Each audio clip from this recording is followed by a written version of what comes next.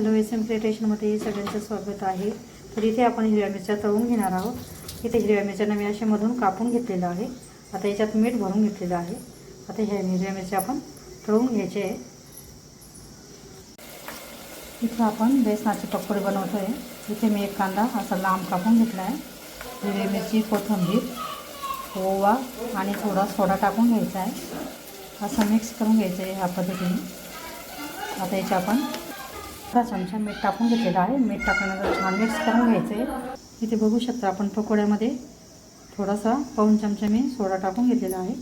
आता कढई आपण गॅसवर ठेवून त्याच्यात तेल टाकून घ्यायचं आहे आणि आता आपण इथे पकोडे तळून घ्यायचे। इथे बघू शकता पावसाळ्यात हे छान पकोडे गरमागरम छान लागतात। अशा पद्धतीचे पकोडे तुम्ही पण नक्की करून बघा।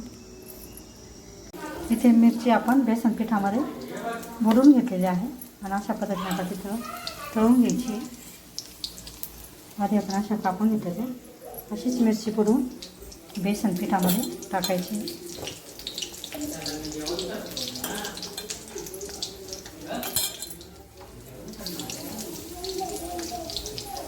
अशा पद्धतीने मिरच्या छान अशा खालीवर करून तळून घ्यायचं आहे खरपूस। इथे मिरची आपण बेसन पिठामध्ये बुडवून घेतलेली आहे आणि अशा पद्धतीने आता तिथं तळून घ्यायची। आधी आपण अशा कापून घेतलेल्या अशीच मिरची बुडवून बेसन पिठामध्ये टाकायची घेतलेलं आहे। ते बघू शकता अशा छान मिरच्या तळून घ्यायच्या आहे। त्याचप्रमाणे आपण पकोडे पण तळून घ्यायचे असे चमच्याने थोडे थोडे सोडून। आपण हे बेसन पिठाचे आणि कांद्याचे पकोडे बनवलेले आहेत।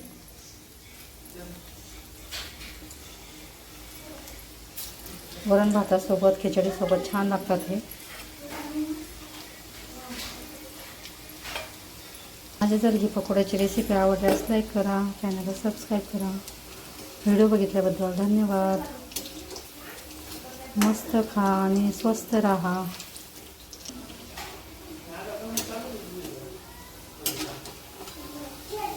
इथे बघू शकता असे छान पकोडे आपले तयार होतात। अशा पद्धतीचे पकोडे तुम्ही पण नक्की करून बघा। व्हिडिओ आवडल्यास लाईक करा, शेअर करा।